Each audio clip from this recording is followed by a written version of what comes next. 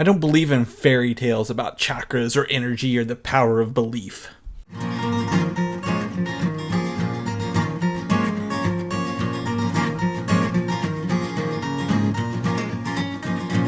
modern podcast where Chris and Mike talk about TV, movies, superheroes, and everything in between.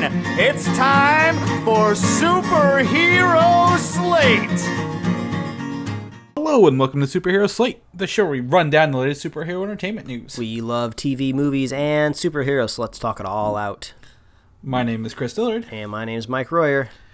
And this is a spoiler cast for Marvel's Doctor Strange. Doctor Strange, that's right, the last comic book Marvel movie of the year, and it's an important time over here at the podcast where we get to talk about the big heavy hitter in the comic book movie universe right now, which is Marvel. Yes, very much so. Again, as we stated in our previous podcast, this is the 14th #1 consecutively for Marvel Studios. And that's just baffling to me. That's awesome. Yeah, they're definitely consistent hitters. I'm sure there's a sports analogy out there with baseball somewhere, but I just don't understand how that works. So they're batting 300. I'll leave someone else up to that. But yeah, they're knocking them out of the park. They're making plenty of money. They're not going anywhere. So we have this new edition here to talk about today. Yes, we do. A new movie we've watched. I believe we both saw opening hour on Thursday in each of our time zones, respectively. And I saw it in IMAX 3D, Mike, and I got to say, that is the way to go. There's no other way to watch this movie. Yeah, I'm going to have to go back and watch it a second time to see it in that IMAX format. But before we get... You're going to go see a second time? Ooh, I might. That's a big deal for me if you're new to the podcast. I don't rewatch movies a whole lot. There's too much good stuff out there to watch. I don't usually go backwards, but there's a lot of going backwards in this movie, a lot of manipulation with time. So before we go too far forward, there are spoilers in this podcast. Duh, it's called a spoiler cast, so don't be too surprised. So from here on out, if you haven't seen Doctor Strange yet, or if you're some sort of sadist that likes everything spoiled, we're about ready to get into it. You've come to the right place, that's for sure. Yeah. So Doctor Strange is like I said, the 14th Marvel Cinematic Universe movie, and I don't know honestly when the beginning of it takes place. They don't give us any real notification of when this movie starts. It almost doesn't even necessarily matter. There are references to the Avengers in the movie. So at that point in the film, they are brought up. So this isn't some way far back in the day. Things are modern, they're not trying to... The second half of the film, you know when it is. Yeah, exactly. But the first half, how long... So, of course, he breaks his hands. How long does he spend healing his hands and learning the ways of the mystic arts? Yeah, we don't really know, and there's actually some Easter eggs we'll talk about that might shed some light on that. But before we start getting nitty gritty, we gave our initial impressions on our new segment of the Superhero Slate. But Chris, without leaving anything out, no need to censor yourself anymore. Give us your review of Doctor Strange.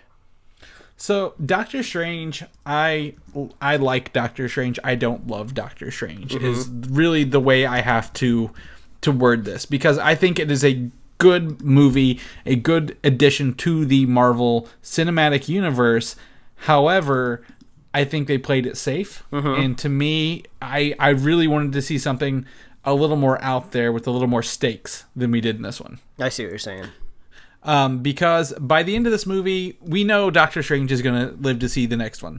Yeah. He's been confirmed for the Avengers. There's the plethora of Phase 3 to go through. This is not going to end the Marvel Cinematic Universe.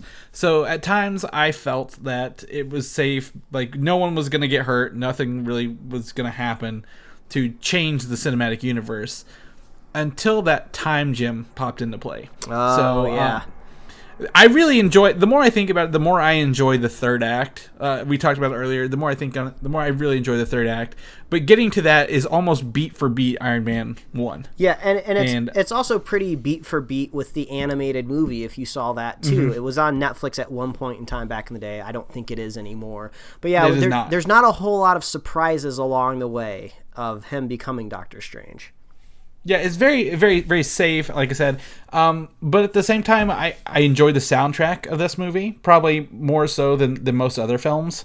That, like I said, the Eastern vibe to the music. I don't know what the instrument they play is. It was very interesting. But again, as Mike said in the other show, the visuals in this movie are a mind fuck. Oh yeah. If you go in on drugs, you're doing yourself a disservice, because this will do it for you. And that's where this full IMAX frame comes into play. Over an hour of this movie was the full IMAX screen, top to bottom, including all the trippy effects, because it's IMAX and digital. They can make it that big in post production, or that. But I love looking at that. I loved the ending with the time loop paradox on how he beat Dormammu in the dark dimension. And I actually like the visual representation of Dormammu. When you see him in the comic books, it looks like some guy with like a sock over his face. Yeah, Dormammu looks a little bit kind of like the old renderings of, I would say, the Human Torch almost back in the day. So yeah, just straight lines. Yeah, you're not really sure if he's like on fire or what exactly is going on there. I'm not really sure what the modern look of Dormammu looks like in the movie. We might have a little bit of a differing opinion here, so maybe we can talk about it for a second. Just Dormammu in general. Lay it on me. One thing that I kind of was hoping with this movie, that the whole universe wouldn't have to be at stake for me to have a good Doctor Strange movie. It kind of seems that's the difference between a superhero TV show and a superhero movie. If we're going to be getting a movie budget, there better be gigantic stakes. Literally, the universe must be at its feet to the villain. So I was kind of hoping maybe the story might be a little bit smaller. And actually, we're kind of hinting at maybe possibly a smaller story for Doctor Strange 2 with the motivations of the villain in the second one. And we'll talk about that. But yeah, I was kind of hoping maybe Dormammu wouldn't necessarily be wanting to destroy the entire planet. But he was represented as kind of just a giant head almost. So I was kind of hoping maybe we'd get to see kind of something a little bit more screen sized.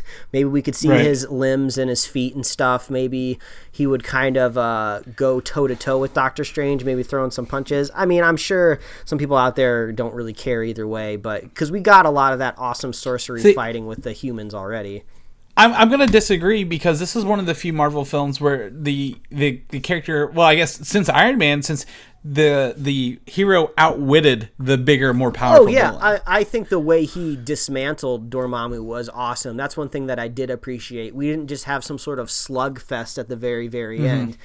Doctor Strange was smart. That's the one thing that he relied on in this entire movie. He might have been an arrogant bastard at the beginning of the movie, and he may have still been pretty arrogant at the end of the movie, but he was a smart dude that could see outcomes. I'm sure he would make an excellent chess player as well.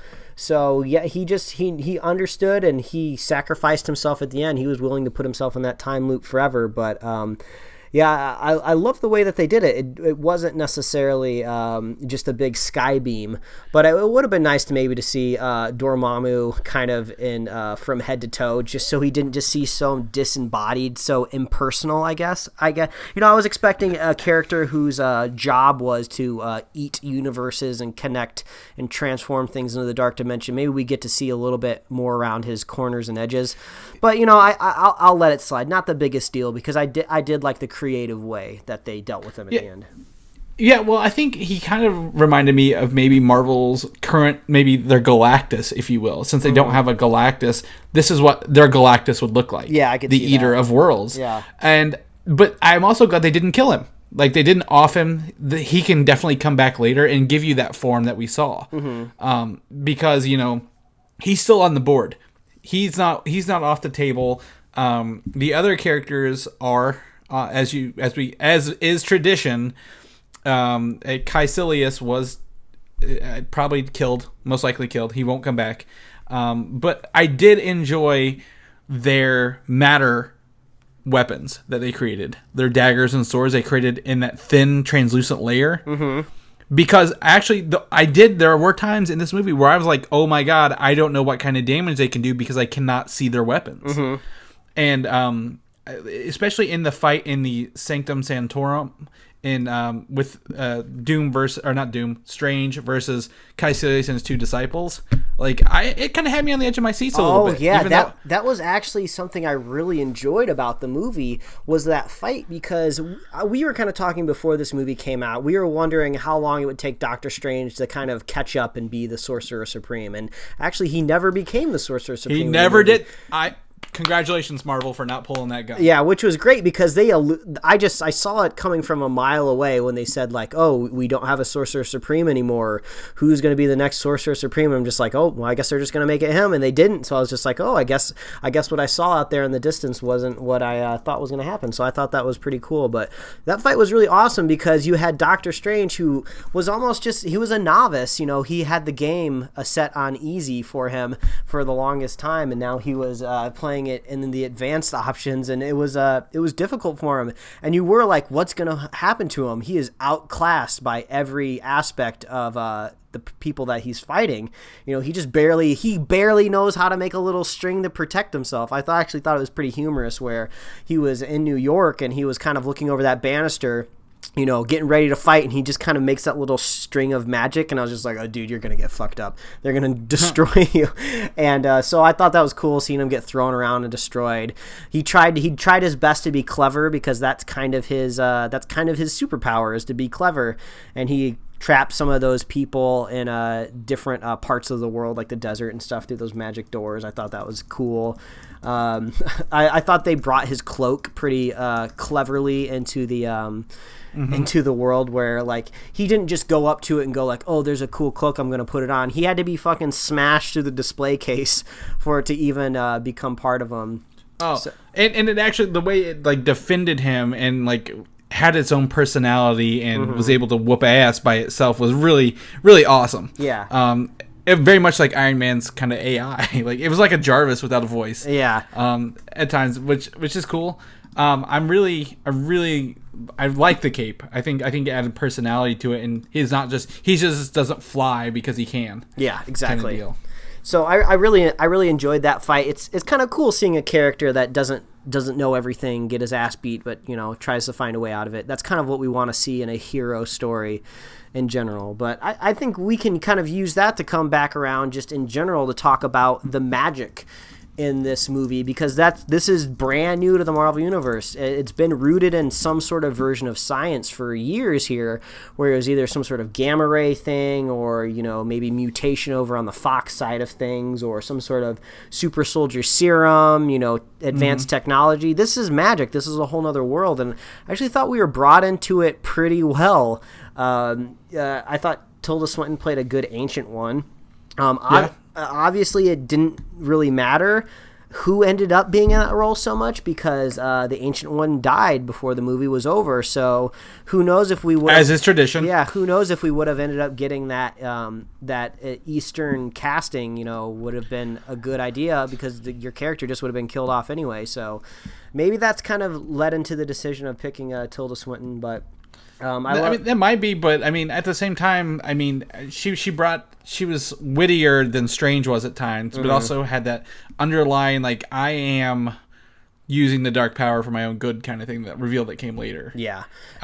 And I like the way that they kind of showed Doctor Strange learning the magic, because you are kind of wondering, how is a dude gonna like catch up to everybody else so quickly, when, you know, magic always seems to be something that's ancient, that takes years and decades to perfect. You know, you would imagine it would take him a while, but then when you go into his ability to become a smart doctor, it actually does work pretty well for him becoming a smart spellcaster, because it is all about kind of reading and studying, and he was properly motivated, I would say, and that's always the one major thing I'm looking for any story that I'm watching, is just give me a character that's properly motivated, so I don't have to roll my eyes when he's doing something that makes no sense. So I liked that. No, I agree, and you know, I think the one of my complaints was when he did finally learn how to use his sling ring and magic. The movie sped through the rest of the process for him. I kind of want to see him maybe use a couple more spells, you know, throughout before he got to that point. maybe, you know, something different, a little variety than just wormholes and then the whip that he created out of his hands. But I mean, I'm okay with it. I mean, you know, like I said, it was very easy. There's not a lot of science behind it. We don't understand the magic other than it comes from other dimensions.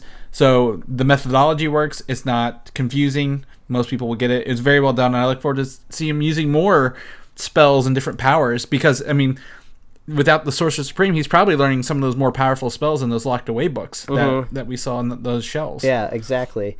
But I think this is a good opportunity to launch in the two things that I thought were wasted in this movie, and I think that's what a lot of people are going to be talking about. You know, they'll say 10 out of 10 for the visuals, that's for sure. But you know, when it comes down to the story, we kind of fall into the same trapping as a lot of these other Marvel's movies are doing, where you have a kind of a wasted villain.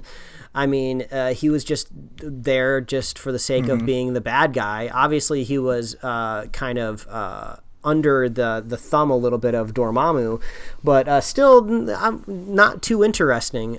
And also, we have a wasted character of Rachel McAdams, which just really made me feel like Natalie Portman all over again with the Thor movies, where, I mean, it's just like, are they going to do anything a little bit more substantial?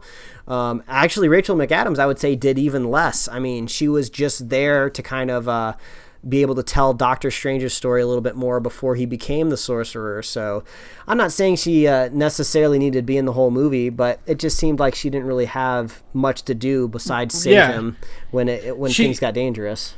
Yeah, so I mean, so ironically, she's very much like the Rosario Dawson character in the Netflix shows.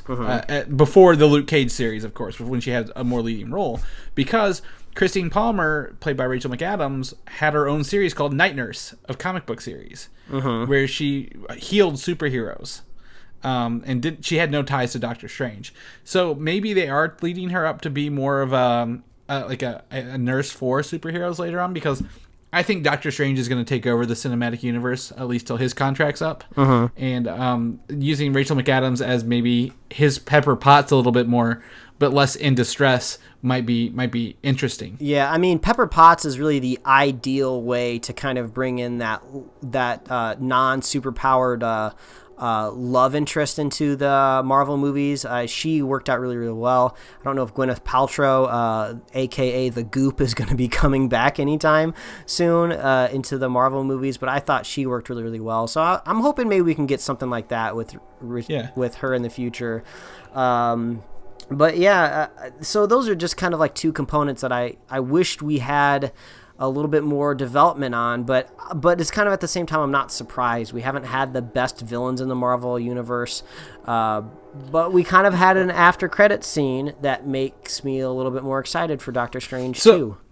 So you bring up a good point here. The villains and the woman love interest in this actually are they're not good as in this movie. Like, this movie is very safe, like I say a billion times, but the impact on the Marvel Cinematic Universe going forward is what these characters I think are most tied to. And that's where I'm putting my money and my hype in it, because Caecilius might be dead, but we have Baron Mordo as a personal villain to Doctor Strange going forward. Yeah, and that looks pretty cool, because it seems like his motivation is like what he said in that second ending credit scene. There's too many sorcerers, so he's not looking. We have a villain who used to be a good guy, so we understand where he came from. You know, we're attached to his character. He has layers. He doesn't want to destroy the whole world. He's actually the perfect villain. What you want in a villain is you want to see things from their side and understand why they're doing it. So he thinks a world with less sorcerers is a better world. So we totally get where he's coming through on that end. So I am really looking forward to seeing that movie. I think that will be awesome. And then we have the multiverse opening up, and Dormammu in the Dark Dimension, leading up to maybe more of these universes being explored later on down the road. Yeah, maybe. And Christine Palmer becoming a nurse for these superheroes during Infinity War, and maybe other team up films. So the future of the Marvel Cinematic Universe is built on Doctor Strange right now. We just don't know it yet. Much like Iron Man set a bunch of the pieces in place for the Cinematic Universe in Phase 1. Yeah, Go ahead. No, I was going to say, I mean, I could see it happening. I don't think it's going to be as effective as you're leaning towards, but I can visualize it. I don't think he's going to make as much of as a footprint. I think we'll need to go a little bit farther to see what's going to happen in Phase 4. I don't think Dormammu necessarily is going to end up being the next Thanos, but it will be kind of interesting to see how they balance it. You would think the discovery of another dimension would just totally put a stop to everything else going on in the Marvel Universe and be like, hey guys, shut up. Who cares about space? There's other fucking dimensions going on. Well, exactly. And something else they set up here was that when you mess with time, you fracture the universe and create different possibilities and timelines and mess that up. Mm-hmm. Well, he reversed a whole several minutes of time. A fight scene. And just to go off on that real quick, how cool is it to see a fight scene in reverse? Like we saw that big sorcerer battle was about to happen in Hong Kong, and then they cut away from it, and we're like, oh man, they came through their little sling portal and the fight's all over. But then they're just like, nope, it still happened. We're just gonna show it to you in reverse. I thought that was so cool. Yeah, no, it was. And like seeing Wong being brought back to life and stuff being like they're dodging debris even though it was being put back together kind of ways. I think, and then Kaecilius got trapped in a wall. So that was really cool. But like the idea, like he used the time gem so much, he may have caused issues going forward. Mm-hmm. Could be an issue as well. I think there are possibilities opening up more so than maybe pure facts for these characters and villains and powers. So that's what really has me excited for. But that leads me to this end credit scene going forward. Well, he's now met Thor, and he's trying to get rid of all the magical items on Earth. Yeah, I mean, pretty much, or magical threats. This is something that I really was waiting to talk to you about. Is where does that fit in? Because he said Thor is on Earth with his brother Loki, trying to track down Odin. And we've seen footage, or I guess street shots of Odin for the next Thor Ragnarok movie where he's on Earth kind of looking like a bum. So does that mean Doctor Strange is going to be popping up in Thor Ragnarok? And are they going to be going to Earth looking for Odin? Or did we just... How quickly you forget, Mike, that we actually have images of Thor holding up the address to Doctor Strange's Sanctum Sanctorum. Oh, yeah, from that's the filming right. of Thor. 166A Bleecker Street is the name, and I believe Doctor Strange will cameo in Thor momentarily. So that is pretty funny because we were kind of running off the assumption that Thor Ragnarok was going to be taking place nearly 100% off Earth in these Asgardian realms and these other places. So to seeing that maybe they're going to be making a pit stop on Earth, I mean, that's kind of cool. And if Doctor Strange shows up, that's even cooler. It may depend on where in the film it takes place. Now, I don't know how in the middle of this big gladiator battle-filled movie they're going to have time to we need to go stop by Earth for a minute, bro. It could be the beginning. It could be a trap for Thor set by Loki. Or it could be the end of it when they need to find Odin and set things right. So I don't know where it fits in, but I mean, they're going to be there for a minute. Guardians is not set on Earth, I think, is the one you're thinking of. It's 100% in space. Guardians 2. Oh no, I was assuming Ragnarok would just be off Earth because we're gonna have Hulk there, just in his armor, just beating up shit. I just didn't think Earth would really factor into the Thor's third story. But I think it's cool. This is like the gift and the curse of after credit scenes. The gift is I so look forward to him so much. Like when the third act's going on and things are starting to wrap up and they're starting to have the hero defeat the villain. I'm almost already thinking about the after credit scene. I'm just like, oh yeah, what's going to be there? What juicy secrets am I going to latch onto for the next couple years that might give me some hints of what we're about to see? But also at the same time, when it comes to after credit scenes, is we don't usually get a nicely wrapped up, completed story. There's always a feeling of what's next down the line with these Marvel movies.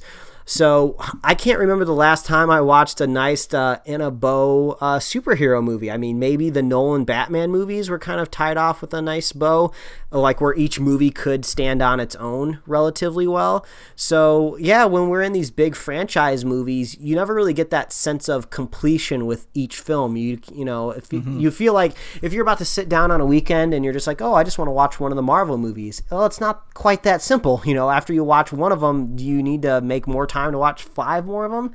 Because it's kind of like, hey, I'm going to sit down and watch just one episode of Daredevil. Can you just watch one episode of Daredevil? You kind of need to watch all of them. So it's kind of a gift and a curse. Yeah. Well, I mean, speaking of maybe how this ties into other movies, I think the most wasted line is this. Oh, when Wong says, "Oh, well, that's what you get when you use an Infinity Stone." And Oh, yeah.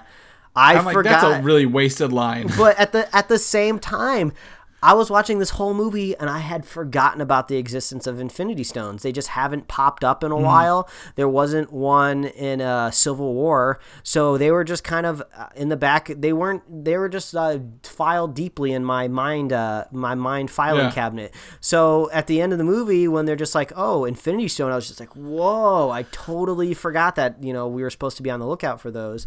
And actually, I came across an image the other day because I needed it really bad, where it was kind of talking about the existence of the Infinity Stones. And just to go over them really quick, we have the Space Stone, which was the Tesseract. We have the Mind Stone, which was in Loki's spear. Yes, and we have the Reality Stone, which was the ether in Thor: The Dark World, that red misty stuff. The red one. We have the Power Stone, which we all know was in Guardians of the Galaxy. They had to do a little dance to distribute its power around. It's purple. Yeah, and we have the Time Stone, which was in the Eye of Agamotto, which is green, and that totally makes sense when it comes to time and moving time around. I feel dumb I never made that connection earlier. Like, oh, he has the power, he has the ability to change time, and it's in an object and it's glowing green. I guess it's just magic. I just never assumed it was an Infinity Stone. So now what we have left on the table is the Soul Stone, and you're leaning Adam Warlock, right? Not really. Actually, the more I think about the Marvel Cinematic Universe, I have a theory that vibranium is tied into the Soul Stone somehow. Oh, really? Yes, because Thanos has to come to Earth. If vibranium was technically a meteor that hit Earth, and that's what they're creating it from, and the Black Panther's powers come from his ability to see all his ancestors. Whoever's the Black Panther has the ability to access all of the Black Panther, like all the previous Black Panther's knowledge and wisdom, and have counsel with him. So if all the Black Panther's souls are in a Black Panther medallion, I see what you're saying. Okay, it could tie into it and give meaning to vibranium a little more and its special abilities with the Black Panther. I think that's a clever theory. I don't know if it's going to pan out, but I would definitely give props to the cleverness of it. I like the idea of maybe the last Infinity Stone that we haven't seen actually isn't a tiny little stone. It was a giant meteor that fell on Earth. That's kind of clever. I like that. I don't necessarily know how that works with Thanos trying to fit it in a glove, just because it's spread out. It's not this own individual thing, but maybe they could find a way to make it work. But I kind of like that. Mm-hmm. Yeah, so that would be my guess, and that ties up, since Black Panther is the last movie before Infinity War. Mm-hmm. It's a nice little thread into that. Whereas I think it's not in Guardians, it's not going to be in Spider-Man, and Thor would be the only other option, but I feel having all the Infinity Stones pop up in Thor pretty much would be a little unfair to them, even though he's out there in the cosmos doing stuff. Yeah.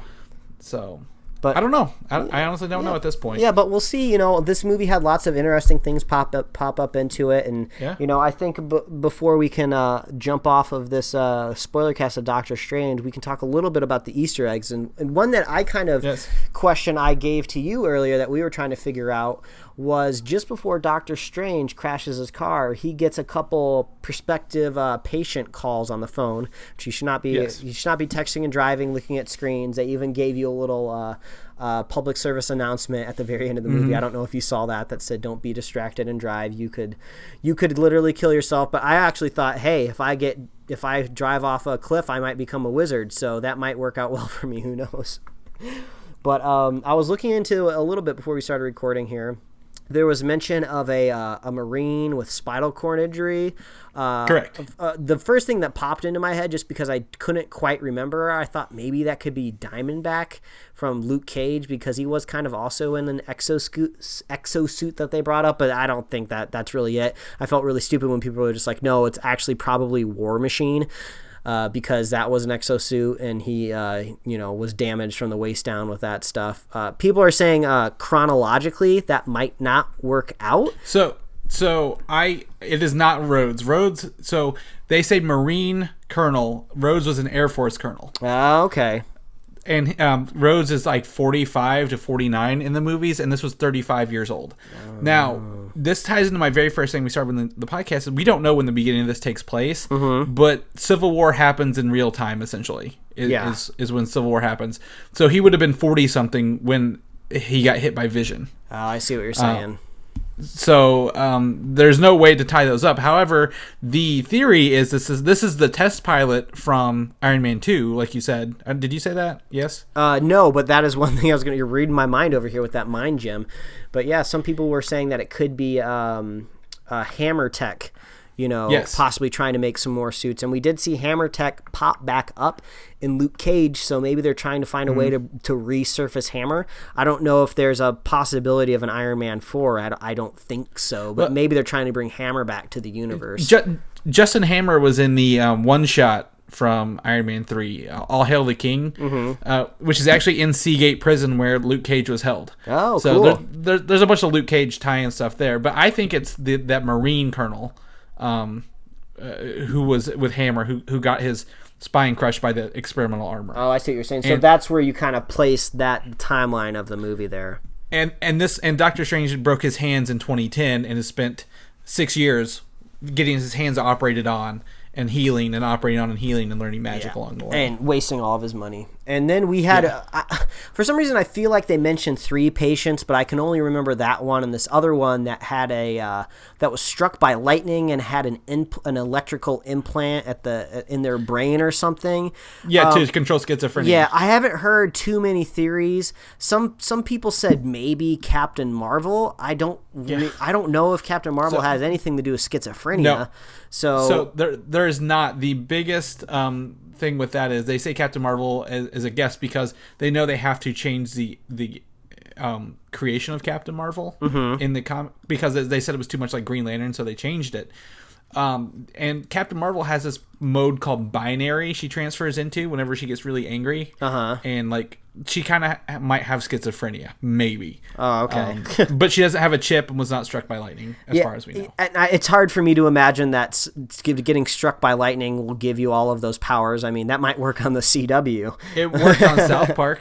It might work on South Park, the movie, but I don't think it's going to work. So I feel like those Easter eggs are important, though. I feel like they wouldn't make a very specific scenario like chip and schizophrenia and lightning if it wasn't maybe going to play in the future. So I mean, the schizophrenia part really jumped into my head because we all know your favorite character either next to Black Bolt or maybe in front of is the Sentry that we know does have mental instability. So maybe. Well, I think they stated it was a girl who got it. Like it was a she. Well, maybe the Sentry's going to be a girl, man. It's the cinematic universe. Anything goes. Oh, man. But yeah, I guess. I mean, that's cool. But there are other things that reference comic books, the Doctor Strange comic books about this. The Wi-Fi password Shambhala is a series called Into Shambhala, and very much Doctor Strange has a choice in this to do like a golden age of the world, but must sacrifice people to achieve it. So it's a very interesting graphic novel, very artful.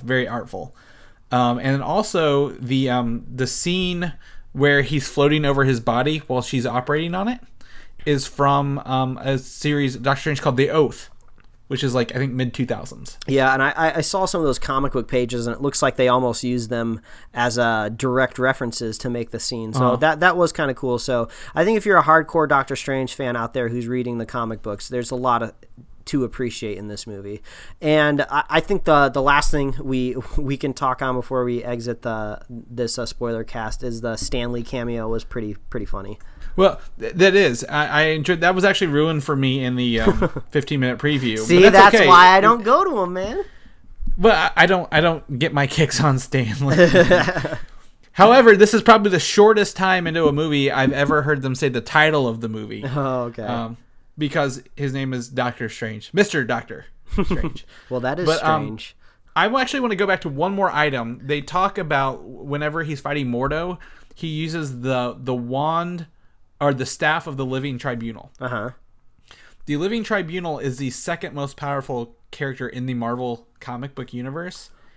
And he has the ability to disable Infinity Gauntlets with the snap of his finger. Ooh, so maybe Doctor Strange is going to kind of take that Adam Warlock role when it comes to fighting Thanos, where he's... maybe we might get someone else, but at the same time, the acknowledgement of the Living Tribunal is huge.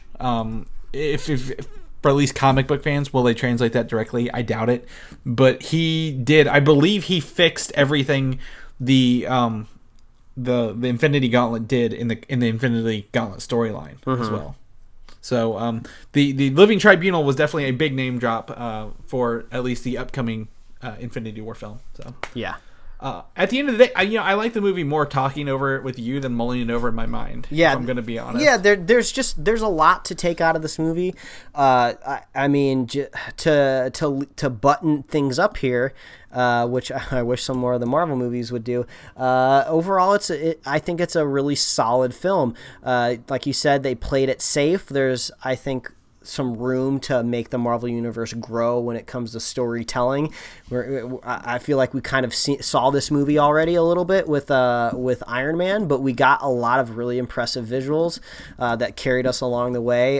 Benedict Cumberbatch played an amazing Doctor Strange, so I'm looking forward to more Doctor Strange in this universe, and it's a solid addition.